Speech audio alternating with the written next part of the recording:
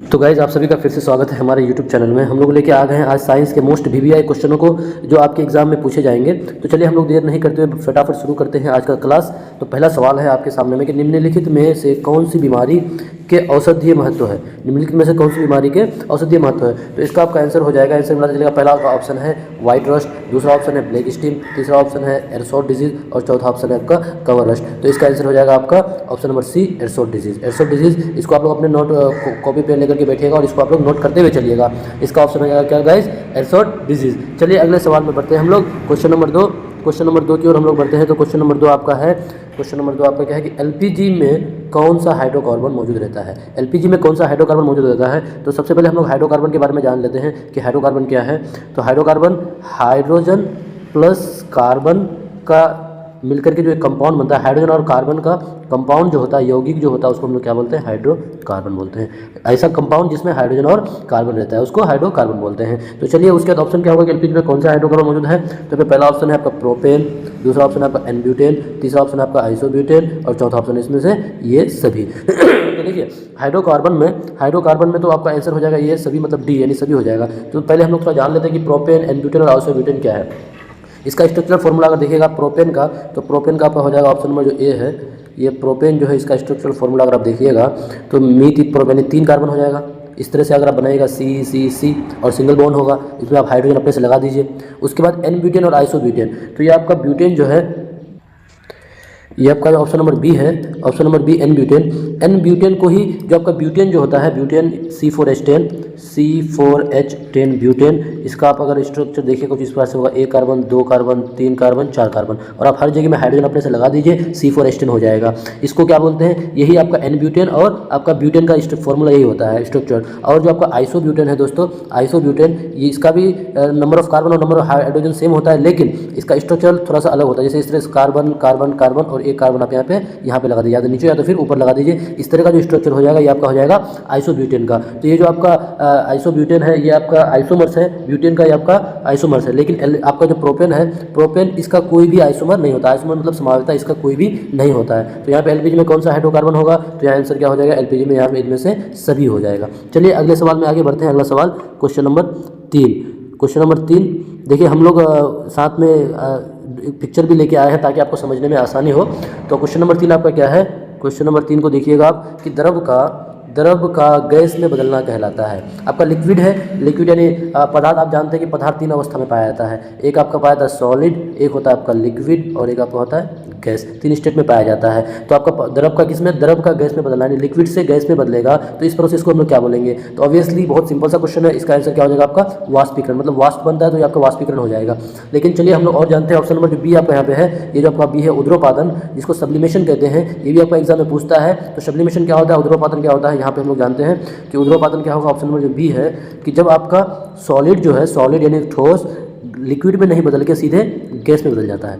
Solid आपका सीधे किस में बदल जाता है, गैस में, और आपका गैस जो है वो सीधे आपका लिक्विड में नहीं बदल करके सीधे सॉलिड में बदल जाता है। यानी ठोस को अगर आप गर्म कीजिएगा, तो ठोस को अगर आप गर्म कीजिएगा, हीट कीजिएगा, तो वो सीधे गैस में बदल जाएगा, और गैस को अगर आप गर्म कीजिएगा तो वो सीधे आपका किसमें, सॉलिड यानी ठोस में बदल जाएगा। तो इस प्रोसेस को क्या बोलते हैं, सब्लिमेशन प्रोसेस इसको बोला जाता है, सब्लिमेशन प्रोसेस, उद्रोपातन। यहाँ पे देखिए आप पिक्चर को भी देखिएगा, ये देखिए आपका गैस है, ये गैस है, ये आपका सॉलिड है और ये आपका लिक्विड है। देखिए सॉलिड से अगर आप इसको लिक्विड में बदल रहे हैं, सॉलिड से इसको हम लोग अगर लिक्विड में बदल रहे हैं, तो इसको हम लोग क्या बोलेंगे, मेल्टिंग, मतलब यानी पिघल रहा है, वो मेल्टिंग प्रोसेस हो जाएगा।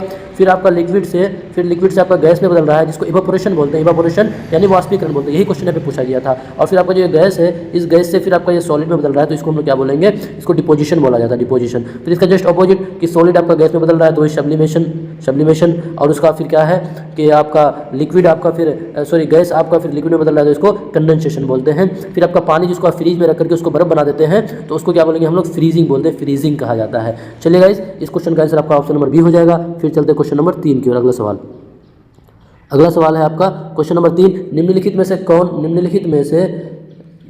में से कौन कवक के उदाहरण है। कौन कवक के उदाहरण है, तो पहले हम लोग जानते हैं कि कवक के बारे में, कि कवक होता क्या है। तो ये कवक क्या होता है आपका, यानी कवक उसको बोलेंगे कि जो अपना भोजन सरे गले मृत कार्बनिक से प्राप्त करता है। कवक जो है ये अपना जो भोजन है, ये अपना भोजन जो खाता पीता है, ये अपना भोजन किससे प्राप्त करता है? सरे गले यानी मृत जीवों से। और आप जानते हैं कि जो जीव अपना भोजन मृत जीवों से प्राप्त करता है उसको क्या ऐसा बोलते हैं? मृतजीवी पोषण बोला जाता है। जो अपना सरे गले चीज़ों से अपना अगर भोजन प्राप्त करता है तो उसको उसके पोषण को कैसा पोषण बोलते हैं? मृतजीवी पोषण उसको कहा जाता है। इसको आप लोग पढ़ चुके हैं, मृतजीवी उसको पोषण कहते हैं। उसके बाद देखिए कवक को एक और चीज़ के नाम से भी जाना जाता है। कवक को इसको पर्यावरण में इसको डिकम्पोजर के नाम से जाना जाता है। इसको पर्यावरण में डिकम्पोजर, जिसको हिंदी में बोलते हैं अपघटक, डिकम्पोजर। अपघटक इसलिए कहते हैं क्योंकि ये जो सड़े गले चीज़ों को ना ये बिल्कुल छोटे छोटे कणों में तोड़ करके उसको खत्म कर देता है, मतलब साफ करने का काम करता है, पर्यावरण को साफ करने का काम करता है, इसलिए इसको अपघटक या फिर डिकम्पोजर कहा जाता है। तो इस सवाल का जो जवाब हो जाएगा कि कवक के उदाहरण है, तो कवक का उदाहरण आपका टोडस्टूल भी हो जाएगा, या आपका पुकीनिया भी हो जाएगा, ईस्ट भी हो जाएगा गाइज, और इसका ऑप्शन क्या हो जाएगा? ये सभी, इनमें से सभी हो जाएगा। यहाँ पे जो आपको पिक्चर दिख रहा है, ये पिक्चर ये आपका पुकीनिया का, इस तरह का आप भी देखे होंगे जो अपने खेतों में जाकर के पत्तियों में जो छोटा छोटा कीड़ा लग जाता है उसी को, वो गाइज। चलिए अगले सवाल की ओर आगे बढ़ते हैं। Question number 4। क्वेश्चन नंबर 4 आपका क्या है कि स्यूडो स्ट्रेटिफाइड एपिथेलियम पाया जाता है। ये आपका स्यूडो स्ट्रेटिफाइड एपिथेलियम कहाँ पे पाया जाता है? तो ऑप्शन आपका पहला क्या है? पहला ऑप्शन आपका ईसोफेगस है, ईसोफेगस पहला ऑप्शन आपका है ईसोफेगस, दूसरा ऑप्शन है मूत्रपथ में, तीसरा ऑप्शन आपका श्वास नली और ब्रोंकी में, और चौथा ऑप्शन आपका किडनी में। तो इसका आंसर हो जाएगा गाइज, इसका आंसर हो जाएगा श्वास नली और ब्रोंकाई में, श्वास नली और ब्रोंकाई में। इसका जो है ना ये रिस्पायरेटरी सिस्टम का ये अपर और ये जो आपका यहाँ पे रिस्पायरेटरी सिस्टम है, ये जो आपका रिस्पायरेटरी सिस्टम है श्वास नली, इसका इस नली का अपर और लोअर पार्ट में आप ये जो गोल होकर के जो नली होता है, इस तरह से गोल होकर के ये नली होता है, इसका अपर और लोअर पार्ट में आपका ये एपिथेलियम पाया जाता है। कौन सा एपिथेलियम? Pseudo stratified epithelium. तो इसका आंसर क्या हो जाएगा? आपका श्वास नली हो जाएगा। ये आपका आंसर क्या हो जाएगा? श्वास नली। चलिए अगले सवाल में बढ़ते हैं। Question number 5। क्वेश्चन नंबर 5 अगला सवाल है। क्वेश्चन नंबर 5 है कि क्वेश्चन नंबर 5 जल प्रदूषण का सामान्य संकेत जीव है। कि आपको पता चल जाएगा कि जल आपका प्रदूषित है यानी जल गंदा हो चुका है, तो उसको किसके संकेत से पता चलता है? तो बिल्कुल सिंपल सा जवाब है, इसका आंसर आपका क्या हो जाएगा? कहाँ है आपका? एसोरिकिया कोलाई, जिसको हम लोग शॉर्ट में हम लोग ई कोलाई भी बोलते हैं, ई कोलाई भी बोला जाता है। तो इसका ऑप्शन हो जाएगा क्या? Option number D, option number D हो जाएगा गाइस। चलिए क्वेश्चन अगला सवाल में चलते हैं हम लोग। क्वेश्चन नंबर 7 में, क्वेश्चन नंबर 7 आप लोग भी फटाफट जो आप लोगों से नहीं बनता उसको स्क्रीनशॉट करते हुए चलिएगा और आप लोग उसको पेन कॉपी से नोट भी करते चलिएगा। क्वेश्चन नंबर 7 आपका है कि सबसे छोटी अंतस्रावी ग्रंथि कौन सी है? सबसे छोटी अंतस्रावी ग्रंथि कौन सी है? तो इसका आंसर हो जाएगा, हालांकि आंसर तो इसका पीनियल ग्रंथि हो जाएगा, लेकिन इसके बारे में और भी हम लोग जानते हैं। देखिए पीनियल ग्रंथि आपका कहाँ पे आता है? पीनियल ग्लैंड आपका यहाँ पे देखिएगा, आप इमेज के द्वारा आप देख पा रहे हैं कि यहाँ पे पीनियल ग्लैंड आपका यहाँ पे मौजूद होता है गाइस। तो चलिए सबसे छोटी अंतस्रावी ग्रंथि पीनियल ग्रंथि हो गया, लेकिन और भी चीज़ हम लोग जानते हैं। यहाँ पे जो आपका थायराइड है, ये थायराइड का क्या काम है? तो ये थायराइड जो है आपका ना, ये थायरोक्सिन हार्मोन, थायरोक्सिन, ये आपका कौन सा हार्मोन? थायरोक्सिन हार्मोन, ये आपका थायरोक्सिन हार्मोन को स्रावित करता है। और जो आपका यहाँ पे एड्रिनल है, ये एड्रिनल जो ग्लैंड है, एड्रिनल ग्लैंड आपका कौन सा हार्मोन? एड्रीनिलिन हार्मोन को ये स्रावित करता है। और आप जानते हैं कि एड्रीनिलिन हार्मोन को ही लरो या उरो हार्मोन के नाम से जाना जाता है। लरो या उरो हार्मोन के नाम से इसको जाना जाता है, एड्रीनिलिन हार्मोन को, जो आपके एग्जाम में पूछा जाता है सब सवाल। उसके बाद अगला जो आपका ऑप्शन नंबर डी है, option number D pituitary gland आप सबको पता है कि ये मास्टर ग्लैंड यानी master gland MG, master gland के नाम से जाना जाता है। और एक बात और भी आप लोग जानते हैं कि मास्टर ग्लैंड तो हाइपोथैलेमस को जाना जाता है। अब इस पिट्यूटरी ग्लैंड से कौन कौन सा हार्मोन स्रावित होता है, इसको भी हम लोग जान लेते हैं कि इस पिट्यूटरी ग्लैंड से कौन कौन सा हार्मोन स्रावित होता है। तो इससे आपका ऑक्सीटोसिन हार्मोन स्रावित होता है, ऑक्सीटोसिन हार्मोन, इसका स्रावित भी आपका पिट्यूटरी ग्लैंड से हो जाता है। उसके बाद आपका अगला हो जाएगा आपका एडीएच हो जाएगा, आपका अगला कौन सा हो जाएगा? एडीएच, एंटी डायरेटिक हार्मोन हो जाएगा आपका। उसके बाद फिर और हार्मोन कौन सा? ल्यूटिनाइजिंग हार्मोन हो जाता है। उसके बाद आपका हो जाएगा ल्यूटिनाइजिंग के बाद आपका एसीटीएच यानी एडिनोकोर्टिकोट्रोफिक हार्मोन हो जाता है। फिर आपका एक हो जाता है क्या? एक आपका होता है थायराइड स्टिमुलेटिंग हार्मोन। ये सारा हार्मोन आपका कहाँ से? पिट्यूटरी ग्लैंड से स्रावित होता है, इसीलिए तो पिट्यूटरी ग्लैंड को मास्टर ग्लैंड कहा जाता है। चलिए अगले सवाल में बढ़ते हैं। क्वेश्चन नंबर 8 जो आपका है क्या है कि क्वेश्चन नंबर 8 आपका है फल निम्नलिखित में से किस पुष्प के भाग से बनता है? जो फल बनता है आपको पता है कि वो पुष्प से बनता है, ये पुष्पा भाव नहीं है बल्कि पुष्प है। पुष्प समझ करके आप पुष्पा नहीं समझ लीजिएगा कि जो फल बनता है वो पुष्प से बनता है। पहले फूल होता है, उसके बाद फिर आपका फल बनता है, तो वो फूल पुष्प के किस भाग से बनता है? तो इसका आंसर आपका हो जाएगा कि यहाँ पे देखिएगा, यहाँ पे आपको डायग्राम में पिक्चर में दिख रहा है, यहाँ पे ये वाली भाग, इस वाले भाग को क्या बोलते हैं? अंडाशय बोलते हैं, अंडाशय। और जो आपका फल जो बनता है पुष्प के इसी भाग से, अंडाशय से। ऑप्शन नंबर सी यानी अंडा से हो जाएगा। यहाँ पे इसका आंसर क्या हो जाएगा गाइस, अंडा से हो जाएगा। चलिए अगले सवाल में चलते हैं, क्योंकि वक्त बहुत कम है तो इसलिए हम लोग ज़्यादा इसको डिटेल से इतना नहीं बताएंगे, जो आपकी जरूरी की लाइफ है उसको सिर्फ हम लोग बताते चलेंगे। चलिए अगला सवाल है क्वेश्चन नंबर, ये फिजिक्स का सवाल है गाइस, फिजिक्स का सवाल है। क्वेश्चन नंबर है 9 कि चाल समय ग्राफ के ढाल से प्राप्त किया जाता है। जो चाल समय ग्राफ है, चाल समय ग्राफ से आपको क्या प्राप्त होता है, चाल समय ग्राफ, इससे आपको किस चीज़ के बारे में पता चलता है। तो चाल समय ग्राफ से हम लोगों को क्या पता चलता है, चाल समय ग्राफ से हम लोगों को त्वरण का पता चलता है। अगर आपको त्वरण पता करना हो तो किस ग्राफ से पता चलेगा, वो चाल समय ग्राफ से पता चलेगा। ठीक है गाइज, और कुछ और भी बात जो आपका सवाल में पूछ सकता है कि जैसे विस्थापन जो है यहाँ पे आपका ऑप्शन नंबर सी, ये विस्थापन किससे प्राप्त किया जा सकता है, कौन से ग्राफ से विस्थापन हम लोग प्राप्त करते हैं, तो ये हो जाएगा आपका विस्थापन यानी वेग समय ग्राफ से। किससे, वेग समय ग्राफ से। वेग समय ग्राफ से हम लोग क्या पता कर लेंगे, विस्थापन का पता कर लेंगे, या फिर विस्थापन समय ग्राफ भी होता है, चाहे वेग समय ग्राफ बोले या फिर विस्थापन समय ग्राफ हो, उससे भी आपका क्या विस्थापन का पता चलता है। और जो एक आपका है यहाँ पे ये जो है आपका वेग, जो है वेग, इसका हम लोग पता कैसे करते हैं, इस वेग का, तो इसका भी हम लोग पता करते हैं वही वेग समय ग्राफ से ही। इसको भी हम लोग, अगर हम लोग को क्या प्राप्त करना हो, जैसे वेग का पता प्राप्त करना हो, तो ये भी हम लोग किससे प्राप्त होगा, वेग समय ग्राफ से पता होता है गाइस। चलिए यहाँ का आंसर क्या हो जाएगा इस हिसाब से कि चाल समय ग्राफ से किसका पता चलता है, त्वरण का पता चलता है। चलते हैं फिर अगले सवाल में, क्वेश्चन नंबर 10। चलिए हम लोग आधा क्वेश्चन में आ चुके हैं और 10 क्वेश्चन इसके बाद बचेगा कि जब कोई वस्तु मुक्त रूप से पृथ्वी पर गिरती है तो उसकी कुल ऊर्जा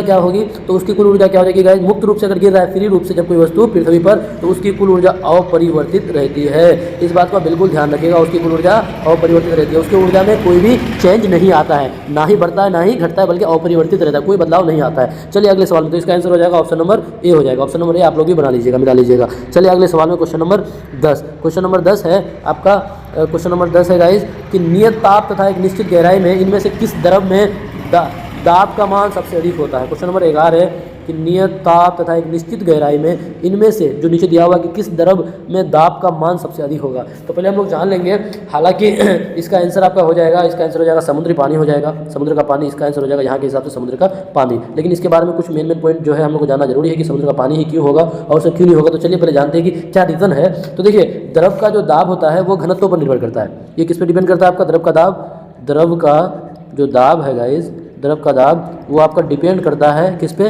वो डिपेंड करता है घनत्व पे, डेंसिटी पे डिपेंड करता है, घनत्व पे। ठीक है, और जिसका घनत्व अधिक होगा, उसका दाब क्या हो जाएगा, उसका दाब भी अधिक होगा। घनत्व अधिक होगा तो दाब भी अधिक होगा। तो देखिए, जिसका घनत्व अधिक होगा, तो हम लोग जानते हैं यहाँ पे जो आपका नीचे दिया हुआ इस हिसाब से किसका घनत्व अधिक है, तो यहाँ पे आप देखिएगा अगर समुद्री पानी का इसका घनत्व अगर आप देखिएगा तो इसका घनत्व आपका 1.02 ग्राम पर ml है। इसका घनत्व 1.02 ग्राम पर ml इसका घनत्व है। उसके बाद स्वच्छ जल का अगर देखिएगा आप, अगर स्वच्छ जल का घनत्व देखिएगा तो इसका 0.0999 ग्राम पर ml इसका डेंसिटी है, मतलब घनत्व है। उसके बाद अगर आप पेट्रोल का देखिएगा तो पेट्रोल का आपका 0.8 है, पेट्रोल का आपका 0.8 ग्राम पर ml इसका घनत्व है। उसके बाद एल्कोहल का घनत्व 0.79 ग्राम है। तो यहाँ पे अगर देखिएगा तो इनमें सबसे ज़्यादा घनत्व किसका, आपका समुद्र का पानी का 1.02 ग्राम पर ml। तो इस हिसाब से इसका आंसर क्या हो जाएगा, ऑप्शन नंबर डी हो जाएगा। चलिए अगले सवाल में बढ़ते हैं, क्वेश्चन नंबर 12 आपका है,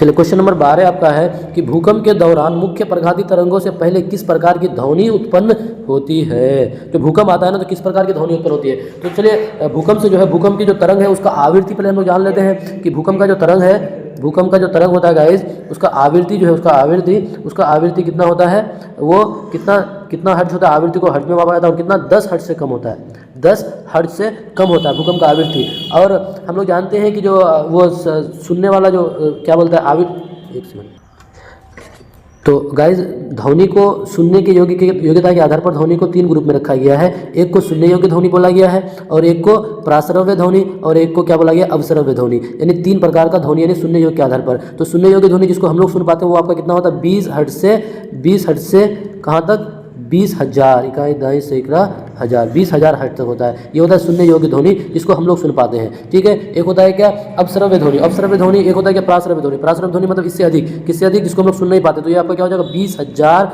हर्ट्ज से अधिक वाला ध्वनि को हम लोग क्या बोलते हैं, 20,000 हर्ट्ज से अधिक। जो इससे अधिक होगा उसको हम लोग बोलते हैं प्राश्रव्य ध्वनि, जिसको हम लोग सुन नहीं पाते हैं, इसको चमगादड़ सुन पाता है गाइस। उसके बाद क्या होता है अपस्रव्य। अपस्रव्य यानी जो 20 हर्ट्ज से भी 20 हर्ट्ज से जो कम होता है, 20 हर्ट्ज से जो कम होता है। तो यहाँ पे जो आपका भूकंप का जो है भूकंपीय जो तरंग होता है वो आपका कितना होता है 10 हर्ट्ज होता है। इस वजह से वो आपका किस प्रकार का ध्वनि हो जाएगा, किस प्रकार का ध्वनि उत्पन्न करेगा, वो निम्न आवृत्ति की अपस्रव्य ध्वनि को उत्पन्न करेगा, क्योंकि उसका कितना होता है, उसका हर्ट्ज कितना होता है, भूकंपीय तरंग का हर्ट्ज होता है 10 हर्ट्ज होता है। भूकंपीय तरंग जो होता है, भूकंपीय तरंग ये आपका कितना होता है 10 हर्ट्ज से 10 हर्ट्ज से कम होता है गाइज,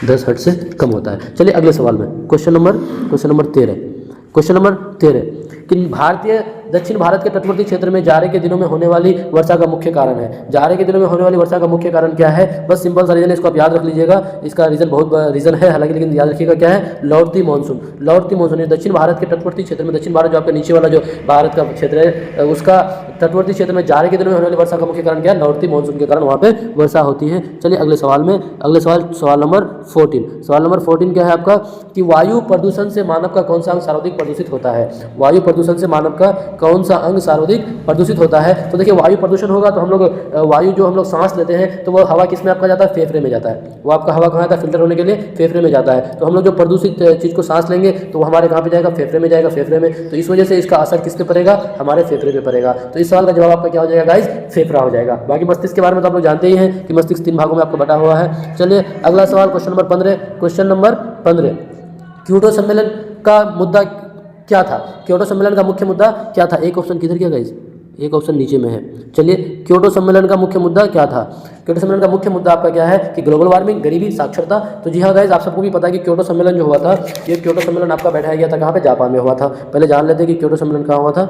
ये आपका क्योटो सम्मेलन जापान, जिसको the land of rising sun बोला जाता है। तो कब हुआ था, 1997 में। क्योटो सम्मेलन 1997 में हुआ था। कहाँ पे हुआ था, जापान में हुआ था। आप लोग इसको भी नोट करते चलिएगा। और इसको ये जो समिट हुआ था, ये जो बैठक हुआ था, इसको बैठक का मेन रीजन क्या था कि ग्लोबल वार्मिंग। अब ग्लोबल वार्मिंग क्या है गाइस, हमारी जो पृथ्वी है, हमारी पृथ्वी जिसका एक निश्चित टेम्परेचर है, उससे अगर टेम्परेचर अधिक हो जाता है तो उसको हम लोग क्या बोलते हैं, ग्लोबल वार्मिंग कहते हैं। इसी की वजह से ग्लोबल वार्मिंग की वजह से ही क्योटो सम्मेलन बैठाया गया था।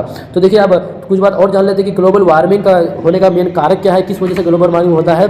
तो इसका ग्लोबल वार्मिंग होने का सबसे ज़्यादा कारक कौन है, आपका CO2 गैस। ग्लोबल वार्मिंग का सबसे मुख्य कारक क्या है, CO2 गैस। CO2 गैस इसका सबसे मुख्य कारक है। इसके अलावा अगर आपको पूछे कि और भी क्या क्या कारक है, और भी क्या क्या कारक है ग्लोबल वार्मिंग का, तो ग्लोबल वार्मिंग का और भी कारक है इसमें, जैसे आपका जलवाष्प हो जाएगा, जलवाष्प ये भी कारक है। उसके बाद आपका मीथेन हो जाएगा,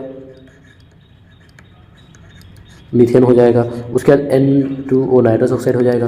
उसके बाद CFC क्लोरोफ्लोरोकार्बन हो जाएगा। ये सब भी रीजन है आपका किसका, ग्लोबल वार्मिंग का। जलवाष्प भी है, मीथेन भी है, नाइट्रस ऑक्साइड भी है और क्लोरोफ्लोरोकार्बन भी है। लेकिन अगर मुख्य कारक अगर पूछ दिया आपको तो मुख्य कारक में क्या हो जाएगा, सिर्फ कार्बन डाइऑक्साइड गैस हो जाएगा। ठीक है गाइस, तो क्योटो सम्मेलन बुलाने का मुख्य कारण क्या था, वो ग्लोबल वार्मिंग ही था। चलिए अगले सवाल में चलते हैं हम लोग, सवाल नंबर 16 में। सवाल नंबर 16 में कि कुंडनकुलम नाभिकीय ऊर्जा केंद्र भारत के किस राज्य में स्थित है। तो सवाल नंबर 16 का सिंपल सा बस याद रख लीजिएगा, इसका आंसर क्या हो जाएगा आपका, कुंडनकुलम का ये तमिलनाडु हो जाएगा, तमिलनाडु। ऑप्शन इसका क्या हो जाएगा, तमिलनाडु। देखिए नाभिकीय ऊर्जा केंद्र से रिलेटेड एक सवाल आपका आना ही है, हर हाल में आएगा, तो घबराइए मत। बस हम लोग जितना सारा भी वीडियो बनाते चलेंगे उसको आप लोग देखते चलिएगा, उसमें से ही कोई एक सवाल आएगा, इसलिए घबराना नहीं है गाइस। साथ में आप लोग बने रहिए। क्वेश्चन नंबर 17 कि किसी परिपथ में वह गुण जो विद्युत ऊर्जा को उष्मा में बदल देता है कहा जाता है। जो विद्युत ऊर्जा है उसको किस में बदल देता है, उष्मा में बदल जाता है। तो बदल देता है उसको क्या बोलते हैं, तो उसको हम लोग क्या बोलेंगे, प्रतिरोध बोलेंगे, रेसिस्टेंस बोलेंगे, प्रतिरोध। चलिए प्रतिरोध के बारे में कुछ बात फटाफट हम लोग जान लेते हैं, ज़्यादा लेट नहीं करेंगे। प्रतिरोध को इसको R से इंडिकेट किया था, रेसिस्टेंस।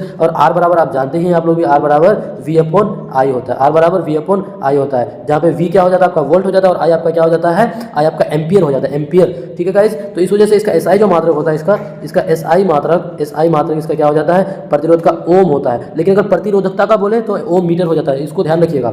और प्रतिरोध का जो डायमेंशन होता है, क्या पता ये भी पूछ सकता है डायमेंशन, तो इसका डायमेंशन आपका क्या हो जाएगा, MLAT। तो यहाँ पे T हो जाएगा आपका -3 में हो जाएगा, आपका A जो है आपका ये आपका -2 हो जाएगा, और 2 जो है आपका यहाँ पे 2 हो जाएगा, यानी ML2 A-2 T-3। ठीक है, इस तरह से हो जाएगा। या फिर इसको आप इस तरह से भी लिख सकते हैं, ML2 इस तरह से, A2 और T3, इस तरह से भी इसका डायमेंशन लिख सकते हैं। तो ये आपका क्या था, प्रतिरोध। इसका आंसर क्या हो जाएगा, इसका ऑप्शन नंबर C हो जाएगा, C हो जाएगा। चलिए अगले सवाल में चलते हैं, क्वेश्चन नंबर 18 में। क्वेश्चन नंबर 18 किधर चले गया, क्वेश्चन नंबर 18 कि विद्युत, चलिए ऑप्शन सब नीचे चले गया, हालांकि उसको हम लोग देख लेंगे कि विद्युत परिपथ में प्रभावी धारा का मान मापने में प्रयुक्त यंत्र है, कि विद्युत परिपथ में प्रभावी धारा का मान मापने वाला प्रभावी धारा मापने में प्रयुक्त यंत्र कौन सा हो जाएगा? तो ऑप्शन नंबर ए आपका क्या है, यहाँ पे गैल्वेनोमीटर है, ऑप्शन नंबर ए गैल्वेनोमीटर है। उसके बाद ऑप्शन नंबर बी आपका वोल्टमीटर है, ऑप्शन नंबर बी आपका वोल्टमीटर है, फिर आमीटर है, और फिर इनमें से कोई नहीं। तो इसका आंसर आपका क्या हो जाएगा? इसका आंसर हो जाएगा आपका आमीटर, आमीटर हो जाएगा, इसका आंसर आपका आमीटर हो जाएगा। चलिए आमीटर के बारे में कुछ बातें हम लोग जानते हैं। तो आमीटर जो है ये परिपथ में प्रवाहित धारा को मापने के लिए किया जाता है। उसके बाद आमीटर के बारे में जानते हैं, इसको श्रेणी क्रम में जोड़ा जाता है, इसको किस में जोड़ा जाता है? श्रेणी क्रम में। एक होता है समांतर क्रम, एक होता है श्रेणी क्रम। तो आमीटर को श्रेणी क्रम में जोड़ा जाता है, इस बात को ध्यान रखिएगा, ठीक है। उसके बाद हम लोग जान लेते हैं वोल्टमीटर के बारे में। तो वोल्टमीटर का क्या काम है? तो वोल्टमीटर का काम है ये क्या करता है? विभवांतर मापता है। ये किसको मापता है? आपका विभवांतर। विभवांतर को मापने के लिए किसका इस्तेमाल किया जाता है? वोल्टमीटर का, वोल्टमीटर का इस्तेमाल किया जाता है। और जो आपका गैल्वेनोमीटर है, आपका जो गैल्वेनोमीटर है गाइस, ये गैल्वेनोमीटर इसका इस्तेमाल किया जाता है, गैल्वेनोमीटर का इस्तेमाल किया जाता है परिपथ में धारा की उपस्थिति, परिपथ में जो है धारा की उपस्थिति की धारा कितना धारा है उसकी उपस्थिति को पता करने के लिए गैल्वेनोमीटर का हम लोग इस्तेमाल करते हैं। चलिए मेरे ख्याल से हम सब सारे ऑप्शन को बढ़िया से आप लोगों को बता दिए। फिर चलते हैं क्वेश्चन नंबर 18 में। क्वेश्चन नंबर 18 में इसके 19 में, इसके बाद सिर्फ और एक, हाँ यही लास्ट क्वेश्चन है guys, question number 19। Question number 19 रुकिएगा थोड़ा छोटा हो जाए। हाँ क्वेश्चन नंबर 19 देखिएगा यहाँ पे कि किस रंग का विचलन न्यूनतम होता है, किस रंग का विचलन न्यूनतम होता है। तो सबसे पहले हम लोग जान लेते हैं, बचपन में हम लोग सबको जरूर देखे होंगे, रेनबो को देखे, रेनबो, RAINBO, रेनबो। रेनबो सबको शौक से देखते थे। जब बारिश होती थी उसके बाद हम लोग क्या देखते थे? रेनबो देखते थे आसमान में शौक से। यहाँ रेनबो से भी सवाल पूछता है कि रेनबो किधर निकलता है। आपको सवाल पूछेगा कि दिन का जैसे शाम के समय में वर्षा हुई तो रेनबो किधर दिखेगा। तो एक बात हमेशा आप लोग ध्यान रखिएगा, रेनबो जब भी बनेगा वो हमेशा सूर्य के ऑपोजिट साइड में ही बनता है, सूर्य के ऑपोजिट साइड में रेनबो बनता है। अगर शाम के वक्त होगा तो उसके ऑपोजिट साइड, शाम में सूरज पश्चिम में होता तो पूर्व में बनेगा, अगर सुबह का टाइम होगा तो पश्चिम की ओर बनेगा। तो चलिए यहाँ के हिसाब से आंसर क्या हो जाएगा, पहले इसको हम लोग जानते हैं कुछ बातें। देखिए जो सूर्य की रोशनी है, सूर्य की रोशनी व्हाइट लाइट, यहाँ पे देखिए बढ़िया से डायग्राम में समझाया गया है। व्हाइट लाइट को जब आप प्रिज्म से पास कीजिएगा तो वो 7 रंगों में बढ़ जाता है। और वो 7 रंग को याद करने का आसान सा तरीका है, आप लोग जानते हैं, पढ़ चुके हैं, VIBGYOR, विबजियोर बोला जाता है इसको। बिल्कुल आसान सा एक तरीका है। V से हो जाएगा आपका वायलेट, I से हो जाएगा आपका इंडिगो, B से हो जाएगा ब्लू, और G से ग्रीन, Y से येलो, O से ऑरेंज, और R से रेड हो जाता है। और ये आपका जो व्हाइट सूर्य का रोशनी है उसमें से ये 7 रंग निकल के आता है, ठीक है। तो इसमें से क्या है कि किसका विचलन न्यूनतम होगा? तो विचलन किसका न्यूनतम होगा? जिसका तरंग दैर्घ्य ज़्यादा होगा, जिसका तरंग दैर्घ्य ज़्यादा होगा, जिसका तरंग दैर्घ्य गाइस ध्यान रखिएगा, जिसका तरंग धैर्य जिसका ज़्यादा होगा, तरंग धैर्य जिसका ज़्यादा होगा, वेवलेंथ जिसका ज़्यादा होगा, उसका विचलन उतना ही कम होगा। तो यहाँ पे जो आपका रेड कलर है, रेड कलर यहाँ पे जो रेड कलर है, इसका वेवलेंथ सबसे अधिक होता है, इसका वेवलेंथ सबसे अधिक, इसका तरंग धैर्य सबसे अधिक होता है। और जो आपका यहाँ पे वायलेट जो है, वायलेट जो है इसका सबसे कम होता है। तो जिसका सबसे ज़्यादा होगा उसका विचलन उतना ही कम होगा, और जिसका सबसे कम होगा उसका विचलन इतना ही कम होगा। इसी वजह से तो देखिए लाल रंग का विचलन सबसे कम होता है, लाल रंग का विचलन सबसे कम होता है क्योंकि इसका तरंग दैर्घ्य सबसे ज़्यादा है। इसलिए तो आप हर जगह देखेंगे जहाँ भी डेंजर जोन होता है ना, डेंजर जोन जहाँ पे भी खतरा होता है, खतरे के निशाने में आप हमेशा देखिएगा लाल कलर का इस्तेमाल किया जाता है। आपको ये भी सवाल पूछ सकता है कि जहाँ भी खतरे की निशानी हो तो वहाँ पे लाल कलर का इस्तेमाल क्यों किया जाता है? क्योंकि लाल कलर का विचलन जो होता है कम होता है, और विचलन कम इसलिए होता है क्योंकि उसका तरंग दैर्घ्य बिल्कुल ज़्यादा होता है गाइस। तो यहाँ पे आंसर क्या हो जाएगा आपका कि किस रंग का विचलन कम होगा? तो यहाँ पे ऑप्शन नंबर ए हो जाएगा, लाल हो जाएगा, लाल हो जाएगा। चलिए यहीं तक आपका लास्ट सवाल था, फिर हम लोग अगले क्लास में मिलेंगे अगले वीडियो लेकर के। जब तक के लिए आप लोग इसको देखते रहे, पढ़ते रहे और अपने दोस्तों के साथ शेयर करते रहे, और बिल्कुल हिम्मत नहीं हारना है, जब तक हम आपके साथ हैं और आपको हर हाल में पास करा के ही छोड़ेंगे।